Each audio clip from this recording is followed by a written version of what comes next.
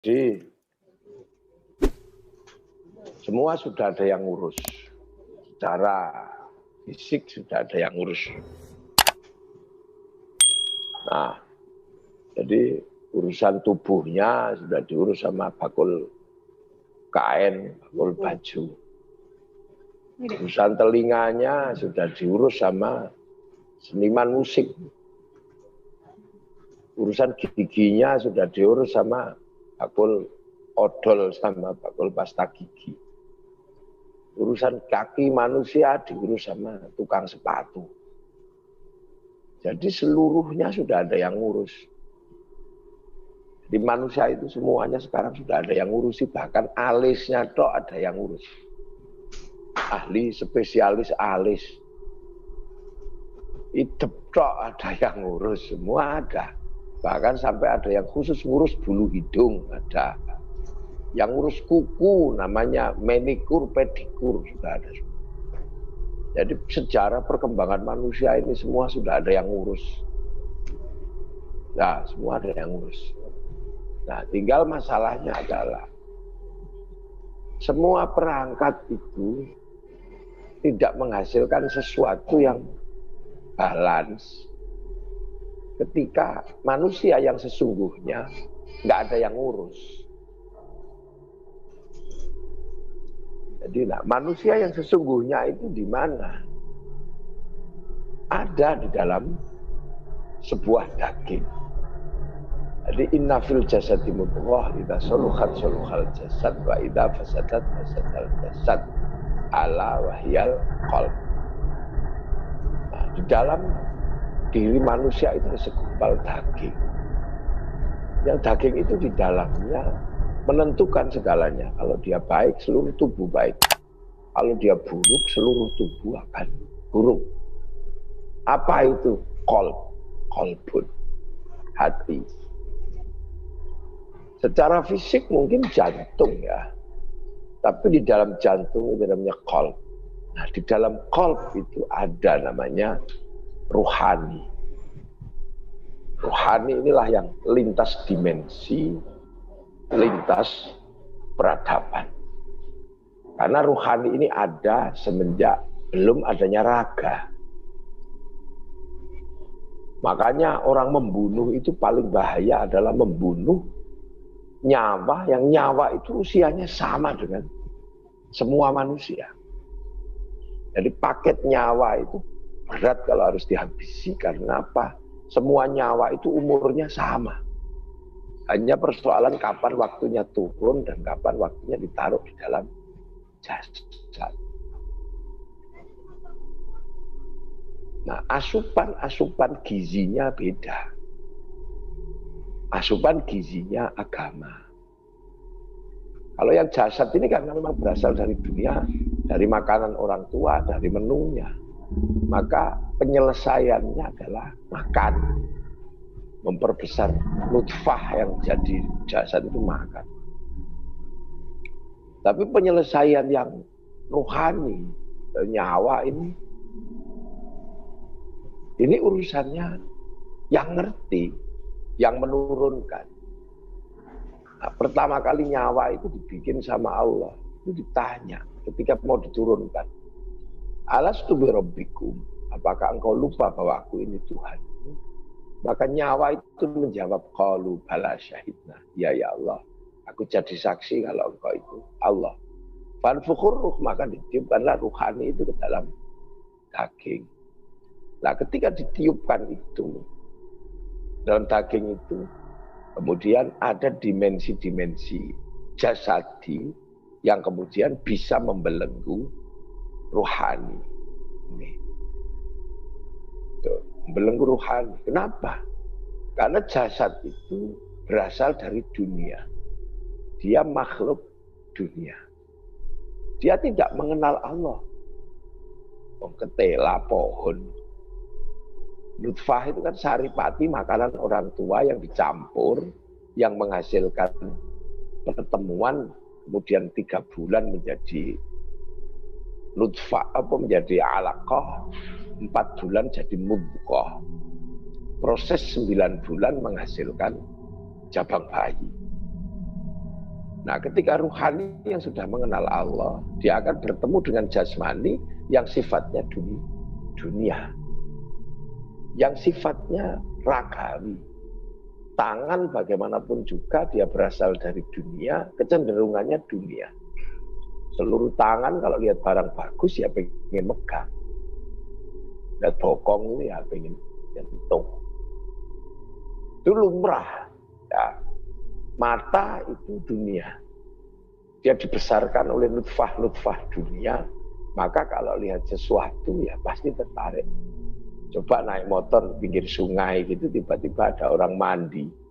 Pasti ditengok. Pasti ditoleh, itu siapa? Sama.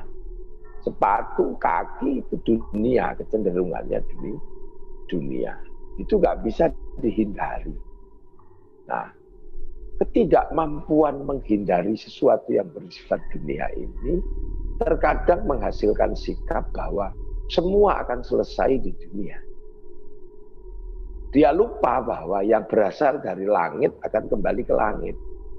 Yang namanya ruhani akan kembali ke alam ruhani. Yang jasmani ketika dilepas, dia akan kembali ke dunia, mengalami proses daur ulang yang namanya rantai makanan. Masuk kembali ke dalam tanah, kemudian makan cacing, cacingnya busuk, nah busukannya itu kemudian dihisap sama suket, sama rumput. Rumputnya dimakan sama kambing. Kambingnya dimakan sama manusia, bikin anak lagi. Nah itu proses manusiawi. Makanya kesalahan apapun yang dilakukan oleh yang bersifat ragawi, tangan sesalah apapun, pasti akan diampuni oleh Allah. Yang penting minta maaf. Bahkan kelamin sebejat apapun, karena dia dari dunia, kalau minta maaf kepada Allah, pasti akan diampuni. Kesalahan yang bersifat jasad, pasti diampuni sama Allah. Nah, yang tidak diampuni itu apa? Perjanjian azali, perjanjian kuno antara ruhani sama Allah.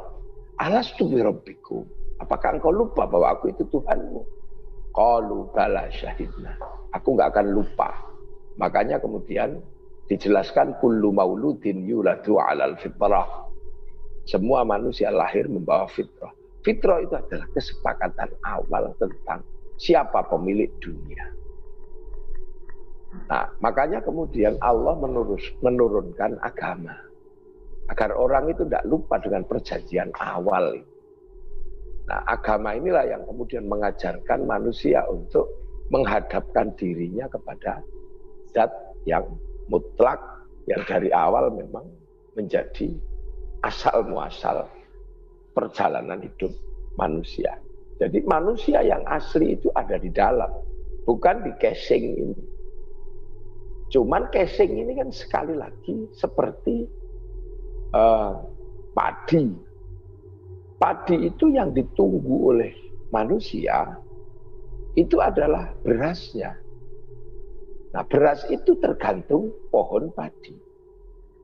Kalau pohon padinya pupuknya bagus, ya yang terkandung di dalam beras ya bagus.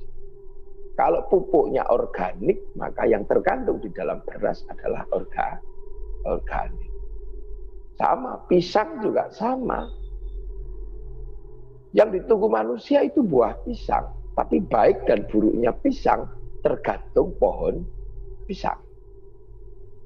Kalau pohonnya bagus, pupuknya bagus, pasti buahnya bagus. Itu aja kalau nggak penyakit. Nah, manusia juga sama. Baik buruknya rohani, tergantung yang bersifat jasmani. Maka tangan harus memberikan asupan. Nah, asupannya apa? Semua kepada rohani. Tangan harus melakukan kebaikan. Tangan yang melakukan kebaikan akan dicatat oleh rohani. Gitu. Kaki yang melakukan kebaikan akan dicatat oleh rohani. Seperti handphone. Apapun yang dilakukan oleh handphone, semua terekam di dalam memori. Sebegitu juga syuting.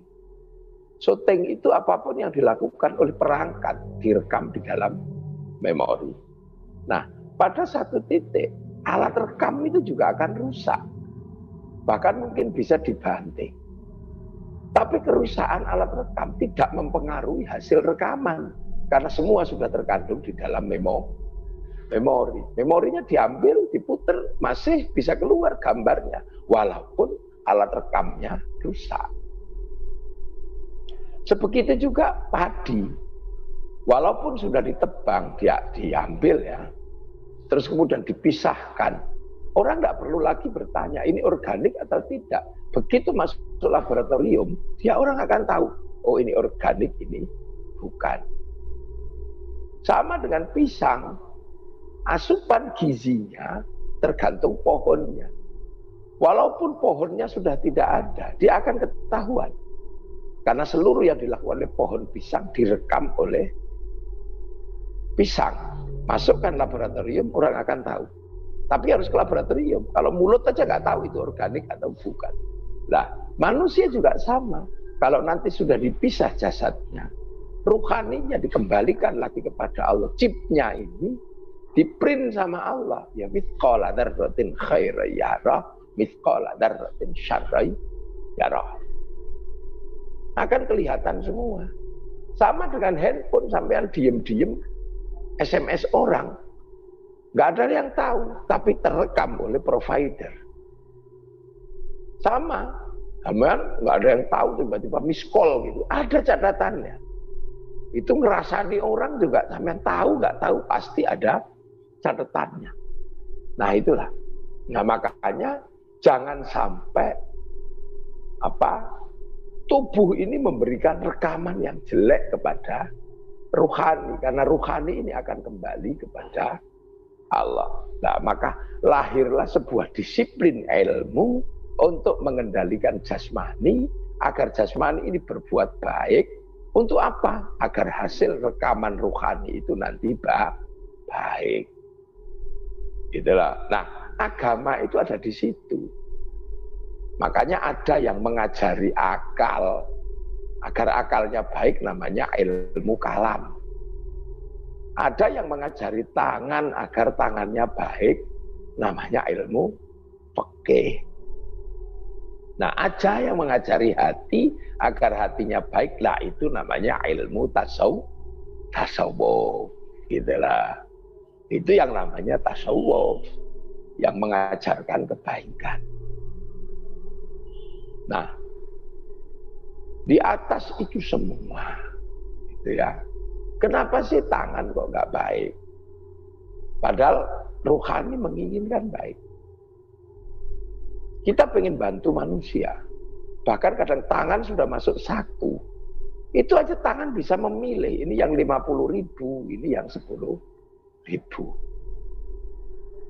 Kita ini kadang pengen melakukan sesuatu yang baik, tapi jasad ini nolak. Kita mau sholat, tiba-tiba nanti dulu mata pengen lihat di TV. Bahkan sudah di dalam sholat, mata pun masih lihat sarung bolong, telinga masih mendengar tukang bakso. Loh, itu artinya bahwa sesuatu yang bersifat jasmani, yang berasal dari dunia, memang enggan diajak menghadap Allah. Tapi ruhani tidak berkutik. Karena ruhani ibaratnya burung di dalam sangkar. Sangkarnya dibawa kemana? Burungnya ikut. Ruhani dibawa kemana? Oleh jasad, ruhaninya ikut. Nah itulah maka kemudian jasmani yang bersifat dunia harus ditekan. Nah, cara menekannya itulah dengan riyadhah yang bersifat jasmani. Ada yang mulai dengan puasa, ada yang mulai dengan wirid. Wirid itu misalnya agar mulutnya ini nggak ngomong yang lain, direm. Bokongnya didudukkan agar bokongnya tidak kemana-mana. Lututnya didudukkan agar nggak kemana-mana. Dalam rangka apa? Memberikan ketenangan kepada pada ruhani. Nah, itulah proses yang kemudian menghasilkan proses namanya proses tasawuf. Proses pelatihan dan riyadhah jasad Agar apa? Jasadnya ini tidak punya kecenderungan yang ini, makanya riyadhah biasanya paling sering dilakukan itu puasa. Karena apa? Puasa ini membuat nafsu syahwat jasadiah ini berkurang. Nah, kalau nafsu itu berkurang, tangan pun akan memberikan asupan yang baik. Orang kalau nafsunya sudah kurang, pegang telek, itu yang keluar adalah subhanallah, karena mulutnya sudah diajarkan subhanallah sambil duduk. Tidak tai gitu, masya Allah. Ada bledek dor subhanallah. Lihat perempuan udol, masya Allah, sambil merem. Nah, ketika yang keluar itu masya Allah, subhanallah, maka yang direkam oleh ruhani pasti baik. Begitu di print, gambar wanita menghasilkan subhanallah. Makanya orang-orang kalau nafsunya sudah turun, kemanapun dia bisa melihat jamalullah. Itu lihat istri, dengar istri ngoro, alhamdulillah. Tanpa harus tak tengok dia masih hidup. Lihat orang, lihat ayam naik masjid gitu. Alhamdulillah ada ayam naik masjid. Ilmu toharoh saya bisa dipakai karena ada ayam naik masjid dan mengeluarkan kotoran. Kalau nggak ada kotoran keluar dari ayam, kita nggak bisa praktek ilmu toharoh membersihkan tai ayam dari atas masjid. Itu. Makanya orang kalau nafsunya sudah turun, itu kemanapun pasti bisa melihat jamalullah, keindahan Allah. Makanya salah satu terapi tasawuf itu adalah puasa. Kama kutiba 'alal ladzina min qablikum la'allakum tattaqun, agar kamu menjadi orang yang bertakwa. Artinya apa? Orang yang dalam keadaan apapun pasti masih melihat jamalullah, keindahan Allah. Makanya pengamal-pengamal tasawuf dari dulu, entah itu namanya apa, ada di agama apa, makanya dikenalkan dengan namanya puasa. Itu latihan dasar, riyadhah dasar untuk mengendalikan jasad. Milo monggo sahabat-sahabat semua yang mau melakukan perjalanan tasawuf, jangan di kepala. Jangan membicarakan tasawuf sebagai kelangenan. Jangan membicarakan tasawuf sebagai dialektika pemikiran. Tapi sekecil apapun mari kita lakukan. Bagaimana mengendalikan tangan, mengendalikan hati. Mulailah kita puasa. Walaupun seminggu sekali atau setahun. Satu Ramadan, syukur-syukur bisa sebulan 6 hari. Ayyamul bid sama ayyamul sud. Hari terang sama hari gelap. 13, 14, 15 Ramadan Komariah, bulan terang, di akhir bulan 27, 28, 29, di akhir rembulan tenggelam, dikenal dengan nama puasa Ayyamus Sud, puasa hari gelap. Itu karena kalau tidak, maka kemudian tasawuf ini akan menjadi kelangenan untuk dibicarakan. Bukan sesuatu yang dikerjakan, bukan sesuatu yang merupakan pengalaman ruhani, bukan experience of religion, tapi lebih kepada tradisi membicarakan tasawuf pada pemikiran. Akhirnya tasawuf berubah menjadi ilmu kalam. Seperti fikih dibicarakan tapi tidak dijalankan, itu fikih berubah jadi ilmu kalam. Membicarakan sholat daki tapi tidak dijalankan. Membicarakan Tuhan daki, tasawuf daki tapi tidak melakukan riyadhah. Nah, hal-hal seperti ini kayaknya nggak bisa kita bicarakan lewat Zoom. Suatu saat sampean akan saya temui. Ya, saya tunjukkan bagaimana caranya menjalankan tasawuf bukan sebagai manhaj berpikir, tapi menjadi pengalaman keagamaan. Titik tapi dilakoni. Itu lebih penting. Ya, Syekh Abdul Qadir Al-Jilani 25 tahun di padang pasir. Sunan Kalijaga 3 tahun di tepi sungai. Mbah Hasyim Asy'ari dari hulu sampai hilir Sungai Brantas hampir 3 tahun. Wah, ulama-ulama dulu mengalami proses batin yang luar biasa, menjalankan tasawuf sebagai experience of religion, sebagai pengalaman keagamaan. Lah itu nanti kalau kita ketemu, selamat hari ulang tahun Padepokan apa-apa ini namanya.